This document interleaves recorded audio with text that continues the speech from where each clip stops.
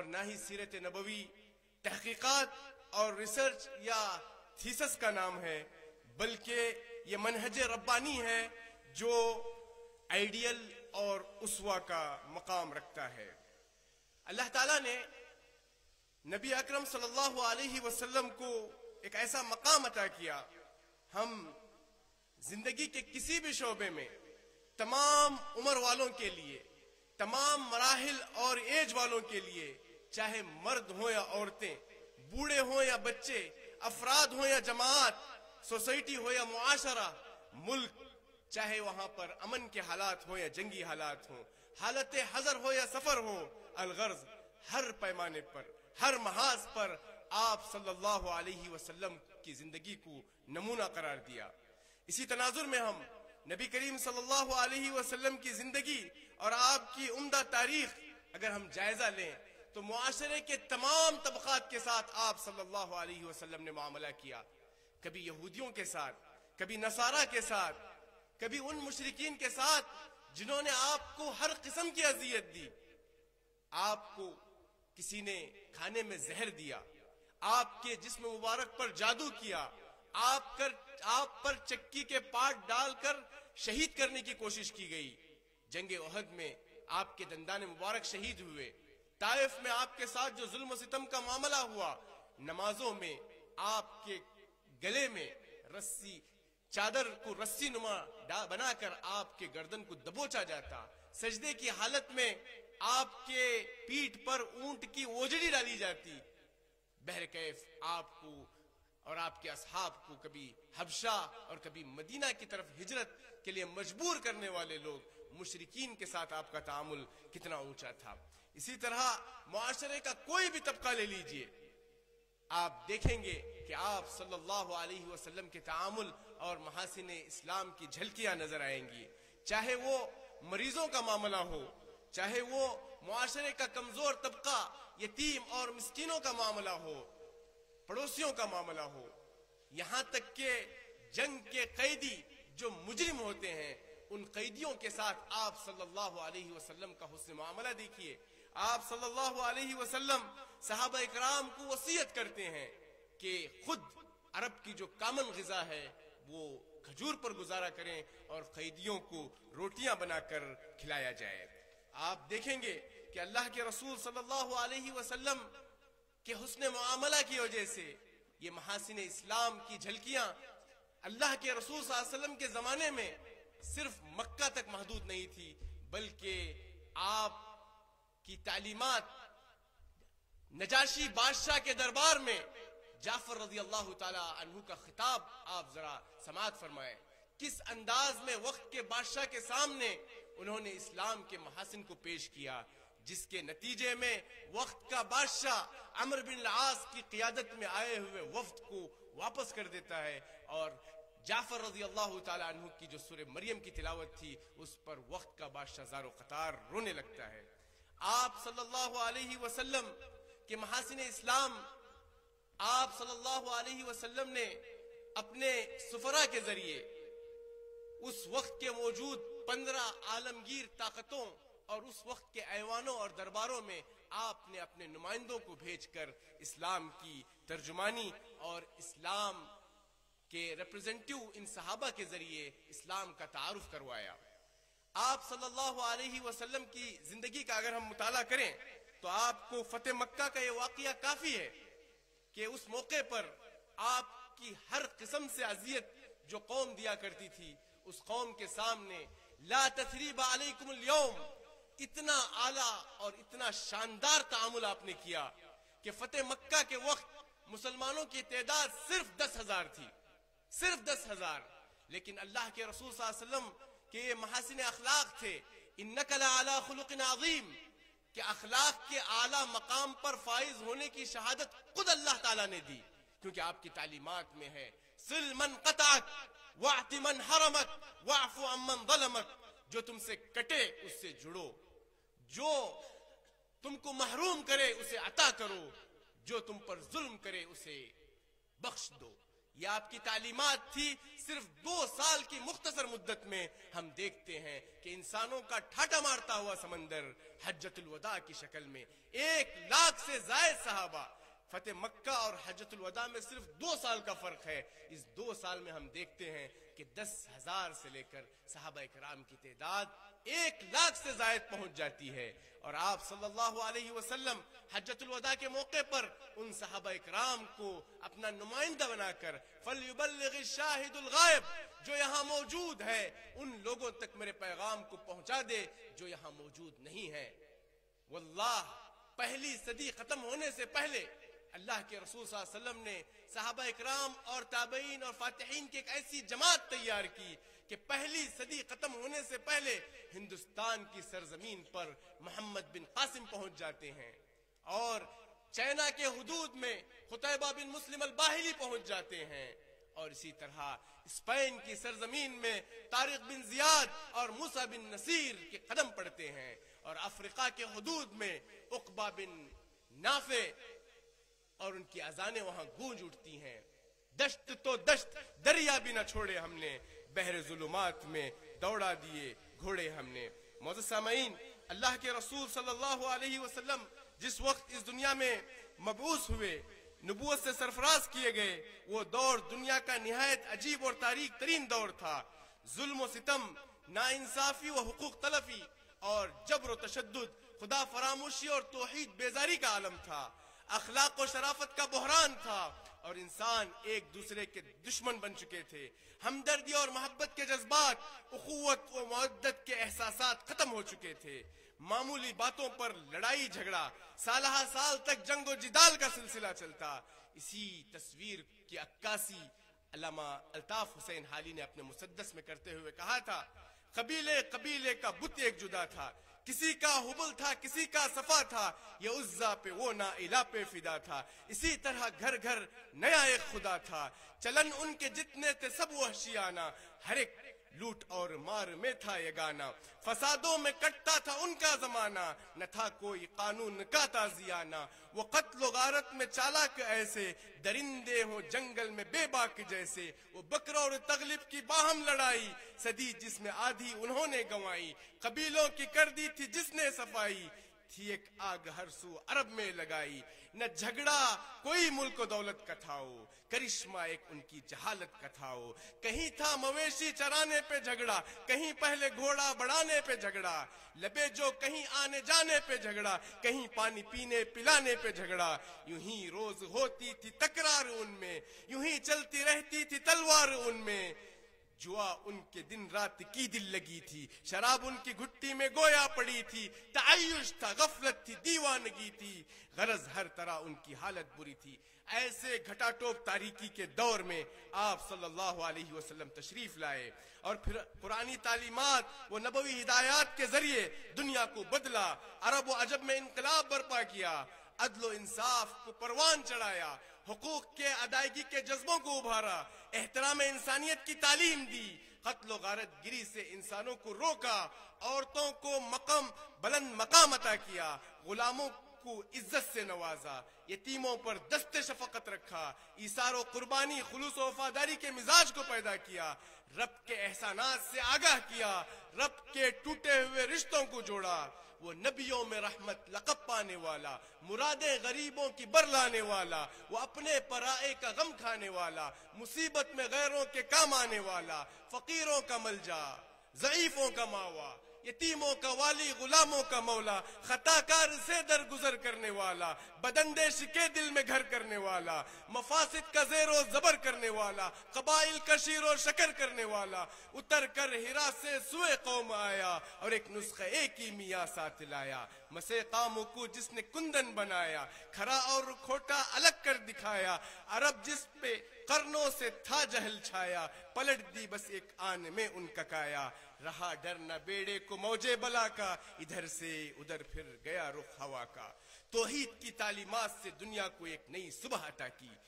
تاریکیوں کے درد کا خاتمہ فرمایا، اسلام کی ضیاپاش کرنوں سے کائنات کو روشن و منور فرمایا. وہ بجلی کا کڑکا تھا یا صوت ہادی، عرب کی زمین جس نے ساری ہلا دی. آپ صلی اللہ علیہ وسلم نے فرد کی اصلاح کی، معاشرے کو سدھارا، بلکہ انسانوں کی ایسی تربیت فرمائی کہ جیسا کہ میں نے بتایا کہ پہلی صدی ختم ہونے سے پہلے دنیا کے چپے چپے میں ایشیا، یورپ، افریقہ میں اسلام کے نمائندے پہنچ گئے. اور آپ کو معلوم ہے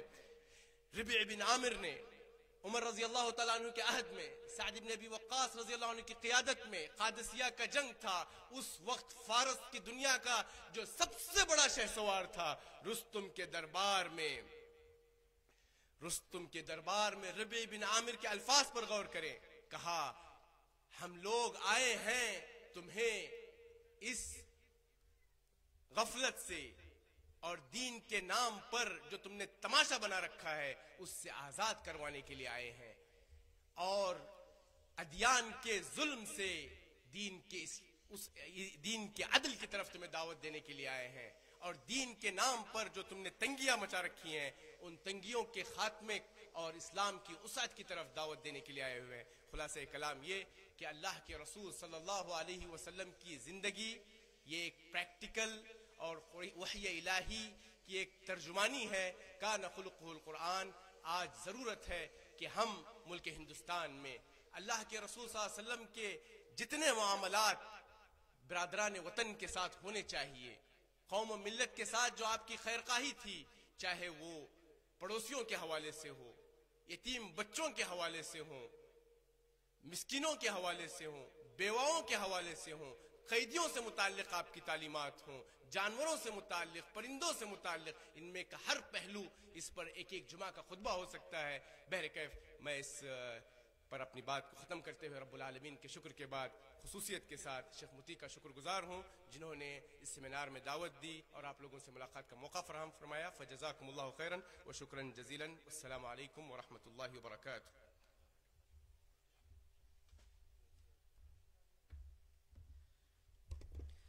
ماشاءاللہ، بہت خوب. باد نسیم آج بہت مشکبار ہے، باد نسیم آج بہت مشکبار ہے، شاید کہ رخ پہ کھلی زلف یار ہے. سیرت رسول کے حوالے سے بڑی پیاری باتیں فرما رہے تھے. واقعی رسول اللہ صلی اللہ علیہ وسلم کا تعامل و برتاؤ اس قدر عمدہ تھا کہ اس کا بیان طویل وقت طلب کام ہے. بہرحال اب میں آپ کے اور مقالہ نگاران کے مابین حائل ہو رہا ہوں اور ترانہ جامعہ پیش کرنے کے لیے جامعۃ الامام الالبانی کے طالب علم زبیر بن ولی اور ان کے رفقا کو دعوت دے رہا ہوں کہ وہ آئیں اور ترانہ جامعہ اردو زبان میں پیش کریں.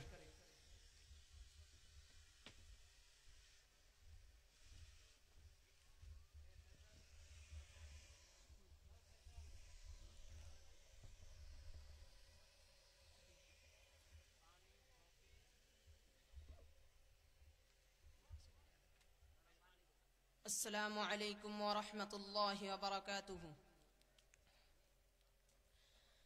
ہم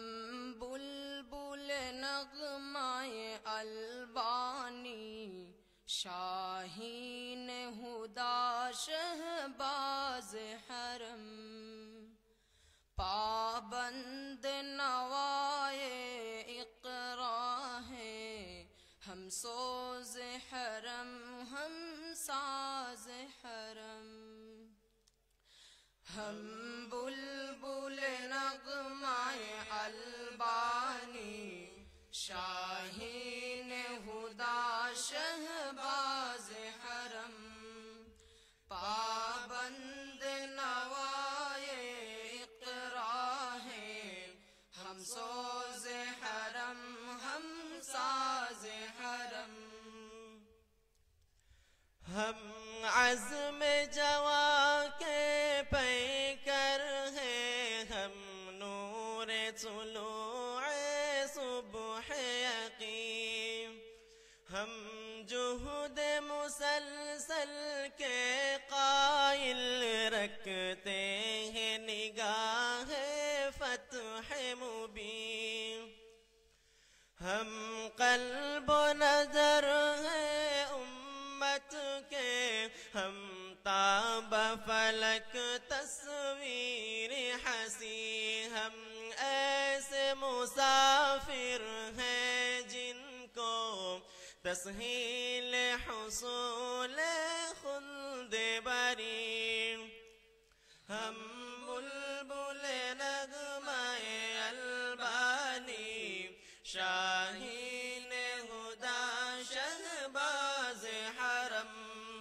پابند نوائے اقرا ہے ہم سوز حرم ہم ساز حرم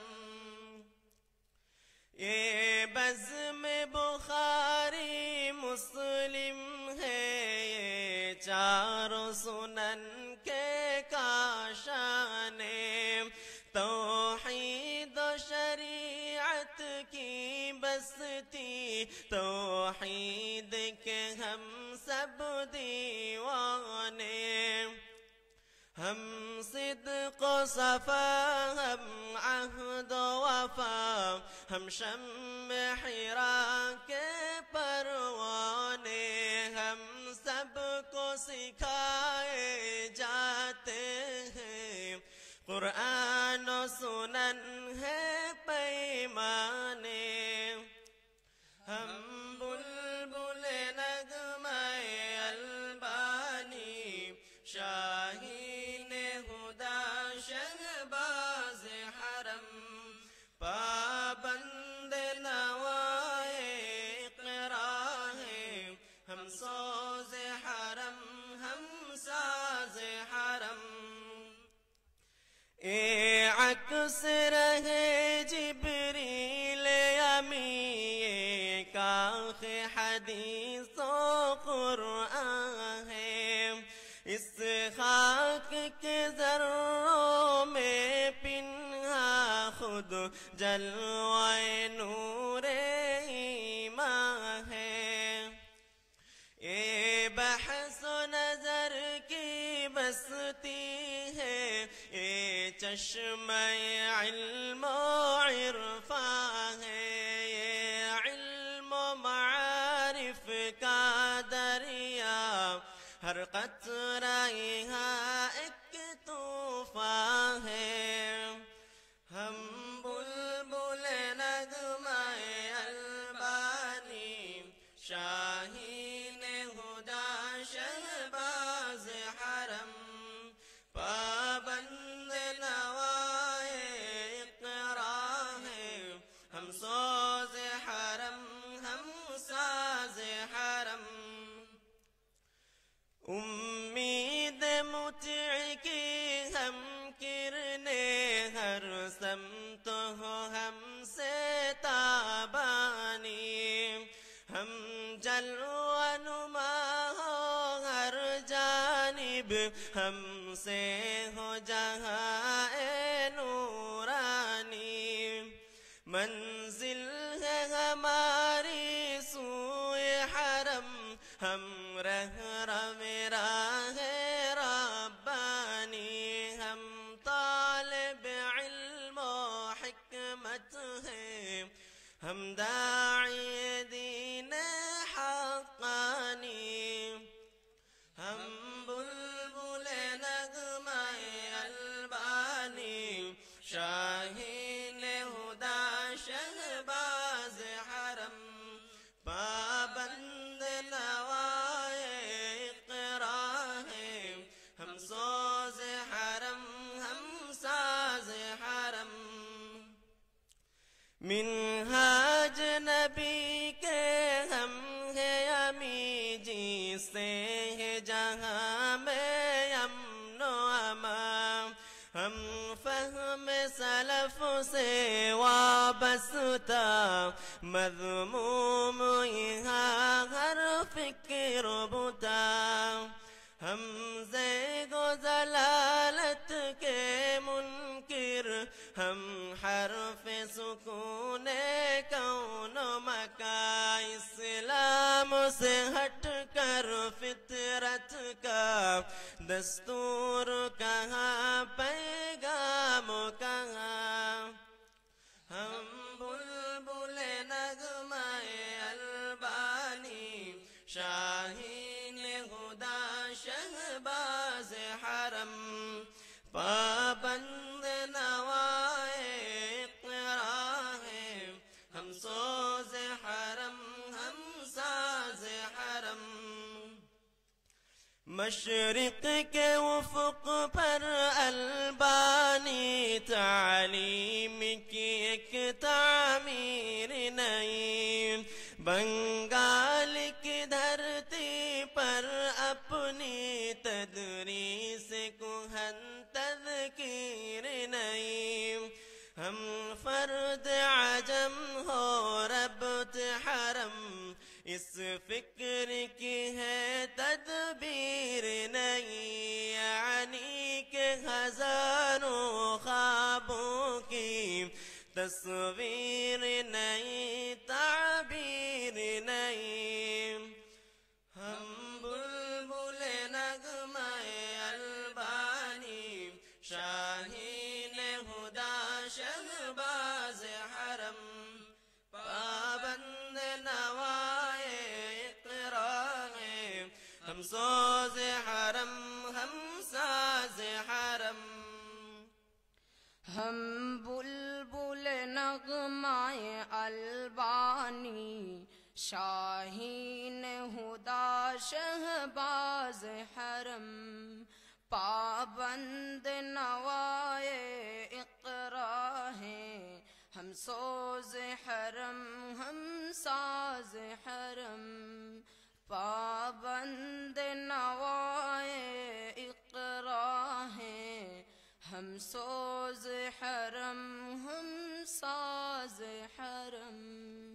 السلام علیکم ورحمۃ اللہ وبرکاتہ۔ ماشاء اللہ،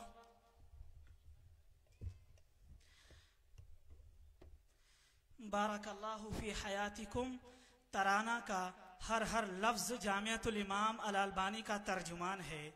یہ اس ادارے کا ترجمان ہے جو یہ چاہتا ہے کہ کسی بھی قیمت میں طلباء و علماء کی ایسی جماعت تیار کی جائے جو امت کے گیسوئے برہم کو سنوار سکے۔ محترم سامعین و سامعات، اب آپ کے روبرو تشریف فرمائیں گے سلیقہ رکھنے والی علمی شخصیت، ذہنوں میں روشنی پیدا کر سکنے کی صلاحیت رکھنے والے فرد، جامعۃ الامام الالبانی سے عقیدت و محبت رکھنے والی ہستی فضیلت الدکتور سید حسین مدنی حفظہ اللہ، جو حیدرآباد سے تشریف لائے ہیں۔ نہایت ہی ادب و احترام کے ساتھ عرض ہے کہ آپ ڈائس پر جلوہ افروز ہوں اور حب الوطنی اور محاسن اسلام کے تئیں اظہار خیال فرمائیں۔ جزاکم اللہ خیرہ۔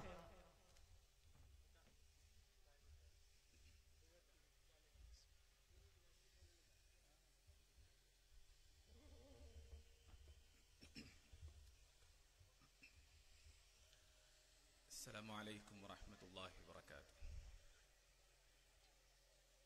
السلام علیکم ورحمۃ اللہ وبرکاتہ۔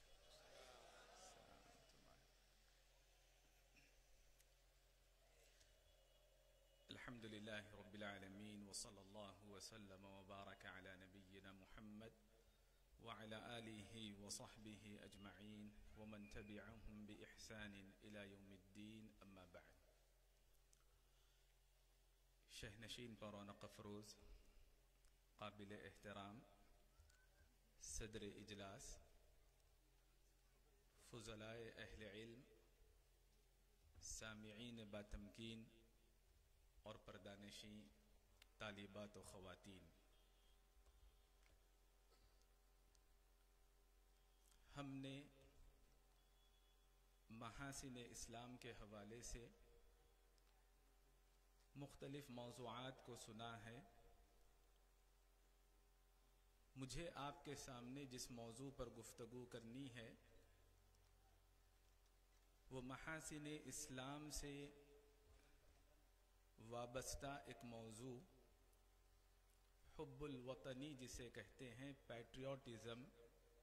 وطن سے فطری محبت کے حوالے سے۔ یہ موضوع ہمارے اجلاس میں یا عمومی طور پر ہمارے جلسوں میں بہت کم سننے کو ملتا ہے۔ اس کی کئی وجوہات ہیں، لیکن اس کانفرنس میں اس موضوع کو جو اہمیت دی گئی اس کا پس منظر یہ ہے کہ موجودہ دور میں خارجی فکر اور داعشی فکر یا اس جیسی منحرف فکریں ہمارے درمیان عام ہو رہی ہیں، پنپ رہی ہیں، اور جس کی یہ آئیڈیالوجی ہو خارجی ذہن کی،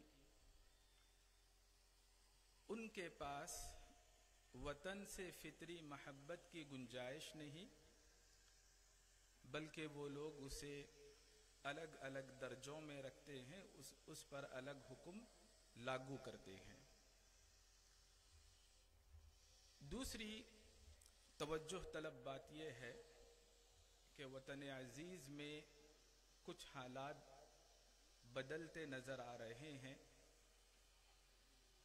ایسے میں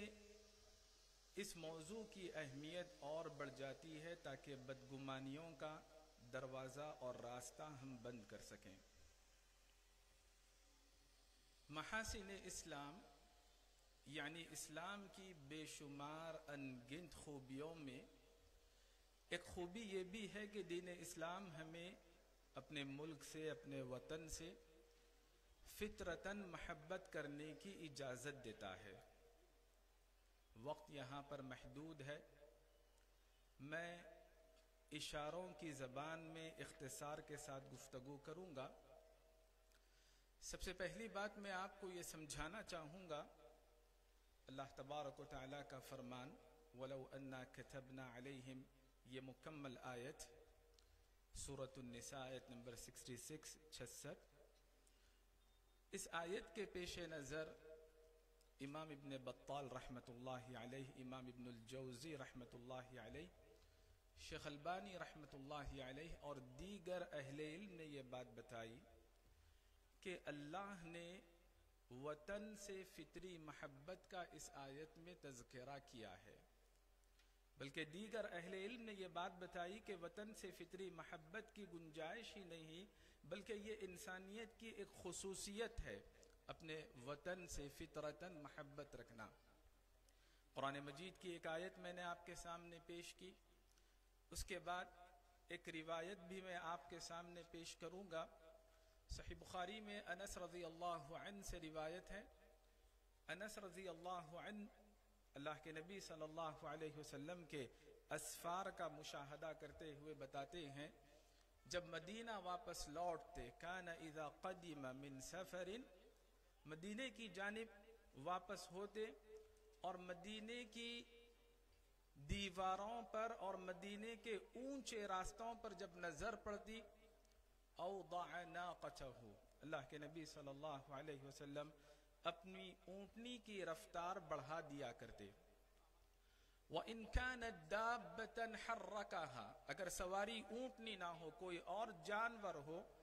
تب بھی ایسی صورت میں اسے ایڑ لگاتے، تیز دوڑانے کی کوشش کرتے۔ محدثین میں امام ابن الملقن رحمت اللہ علیہ اور امام ابن بطال دیگر محدثین نے یہ بات بتائی، لِأَنَّهَا وَطَنُهُ، کیونکہ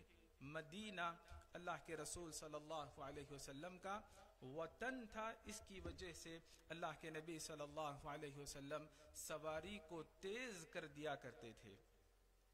اس حدیث کی شرح میں امام ابن حجر رحمت اللہ علیہ، امام عینی رحمت اللہ علیہ،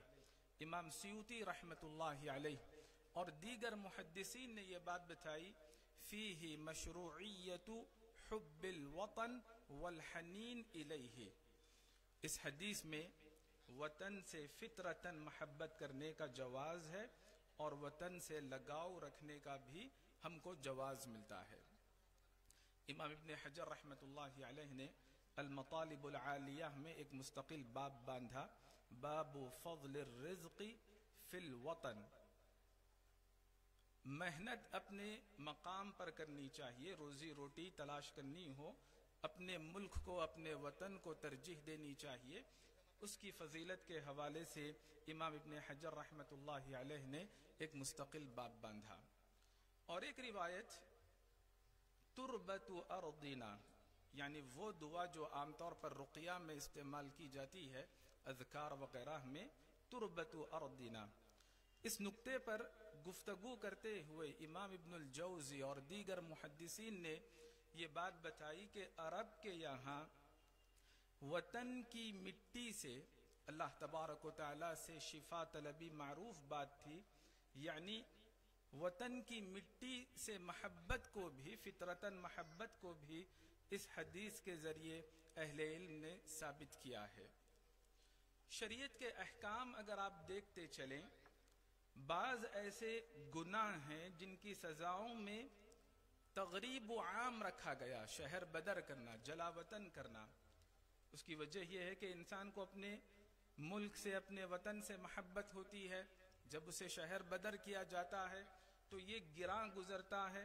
اس لحاظ سے یہاں مفہوم مخالف بھی آپ کو حب الوطنی کا ایک جواز، فطرتاً جواز فراہم کرتا ہے۔ سیرت کی کتابوں کا آپ مطالعہ کریں، سہیلی معروف سیرت نگار ہیں، انہوں نے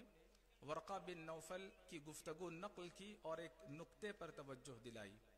ورقہ بن نوفل نے اللہ کے نبی صلی اللہ علیہ وسلم کو بتایا علم کی روشنی میں، تجربات کی روشنی میں، کہ آپ کی قوم آپ کو جھٹلائے گی، تکذیب کرے گی، آپ کی قوم آپ کو اذیت پہنچائے گی، تکلیف پہنچائے گی۔ تیسری بات یہ بتائی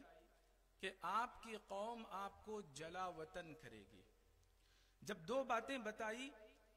کہ جھٹلائے گی، تکلیف پہنچائے گی،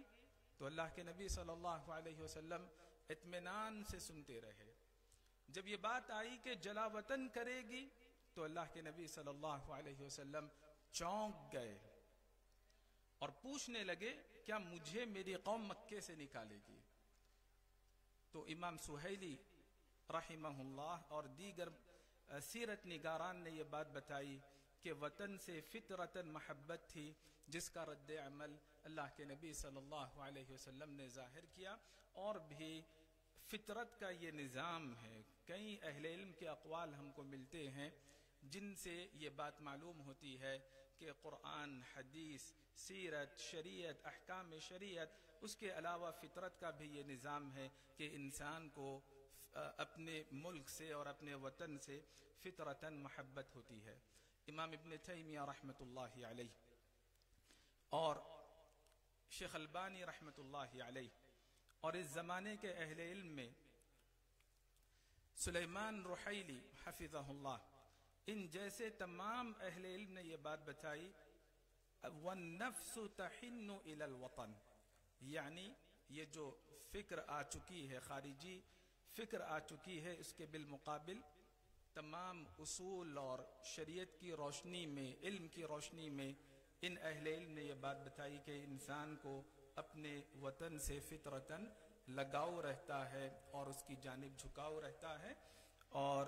سلیمان رحیلی حفظہ اللہ نے یہ بات بھی بتائی کہ ابو بکر رضی اللہ عنہ اور بلال رضی اللہ عنہ جب یہ بیمار ہوتے تو ان کو اپنے وطن کی یاد بڑی ستایا کرتی تھی، وطن سے ان کو فطرتاً محبت ہوا کرتی تھی۔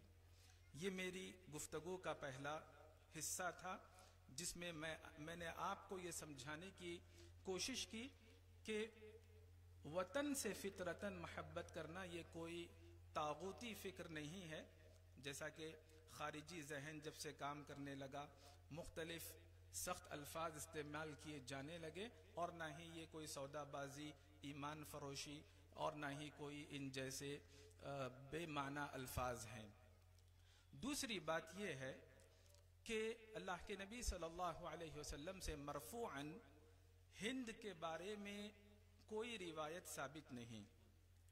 حکم کے اعتبار سے، سند کے اعتبار سے، فضیلت کے اعتبار سے کوئی روایت ثابت نہیں، لیکن موقوفاً صحابہ کرام سے کچھ آثار ثابت ہیں۔ جیسے امام فاکہانی نے اخبار مکہ میں علی رضی اللہ عنہ سے صحیح سند کے ساتھ یہ اثر نقل کیا کہ علی رضی اللہ عنہ نے یہ بات بتائی، خیر واد، روئے زمین کی سب سے بہترین وادی ہند کی وادی ہے، جس میں آدم علیہ السلام الذی اہبط فیہ آدم، جس میں آدم علیہ السلام کو اتارا گیا۔ امام حاکم نے بھی علی رضی اللہ عنہ سے دوسرا قول نقل کیا صحیح سند کے ساتھ کہ سب سے پاکیزہ ہوا، اطیب ریح فی الارض الہند الذی ہبط فیہ آدم، یہاں کی جو خوشبو ہے، ہواؤں میں جو پاکیزگی ہے، وہ صحابہ کرام کی نظر میں سب سے عمدہ اور پاکیزہ ہے۔ ابن عباس رضی اللہ عنہما سے امام حاکم نے صحیح سند کے ساتھ نقل کیا کہ اللہ تعالیٰ نے آدم علیہ السلام کو سب سے پہلے زمین پر جب اتارا تو وہ ہندوستان کی، یا ہند، عربی میں ہند کی تعبیر استعمال ہوئی، ہند کی سرزمین ہے جس میں اللہ تعالیٰ نے آدم علیہ السلام کو اتارا۔ اور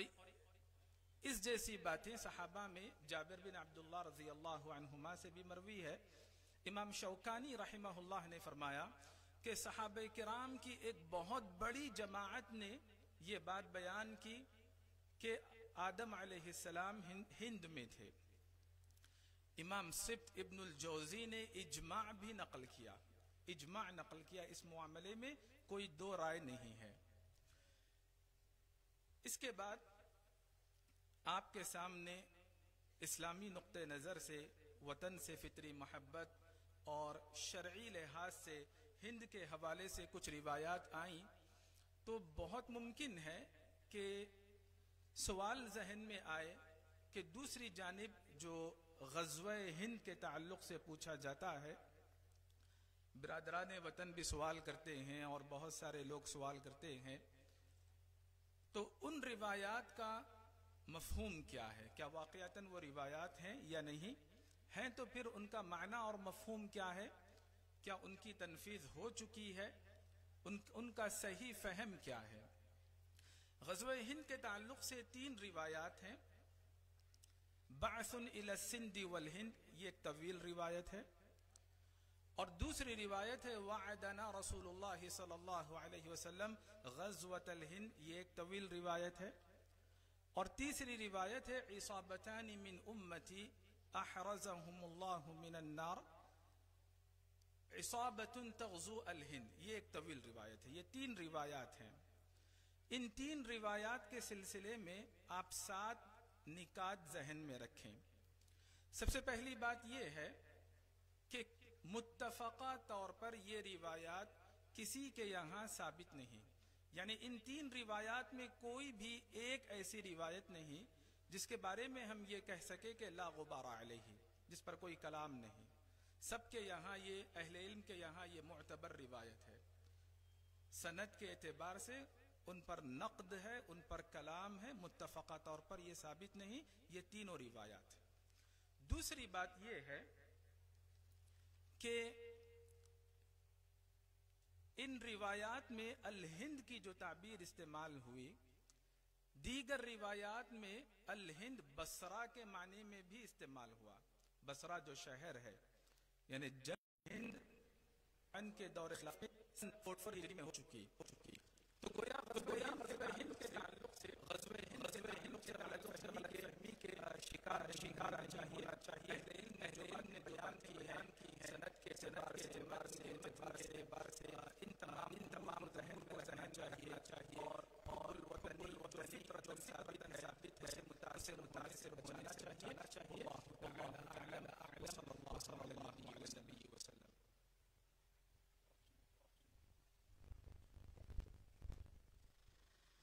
محترم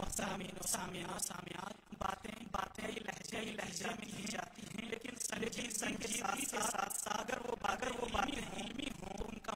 مذاق زیادہ ہو جاتا ہے۔ جزاکم اللہ خیرا۔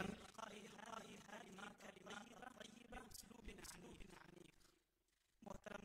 سامعات، جن شخصیات کا بطور خاص اسلامی پر ہند قرض ہے، ان میں سے صاحب الرحیم مختوم فضیلۃ الشیخ صفی الرحمن مبارک رحمہ اللہ۔ آج ہمیں خوشی ہو رہی ہے ہمارے مابین کے فرزند ارجمند متخرجین برائے جامعہ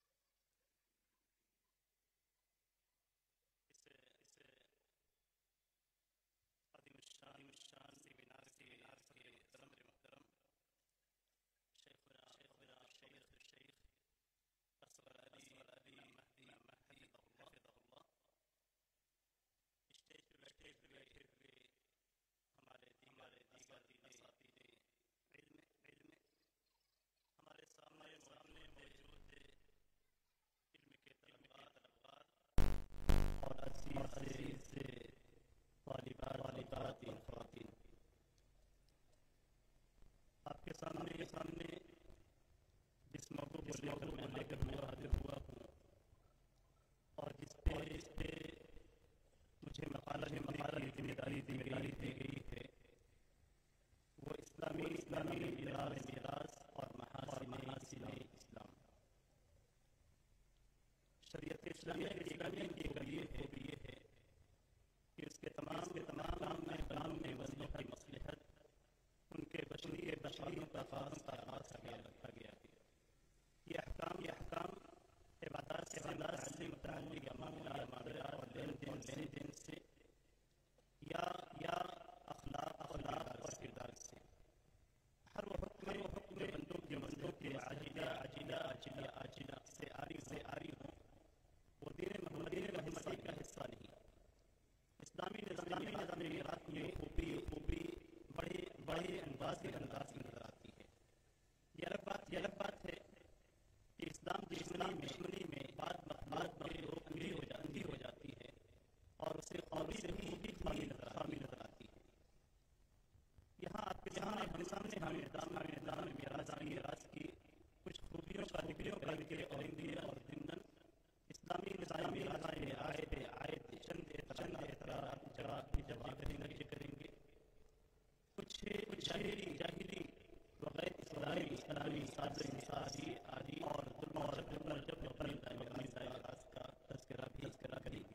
انشاءاللہ. اسلامی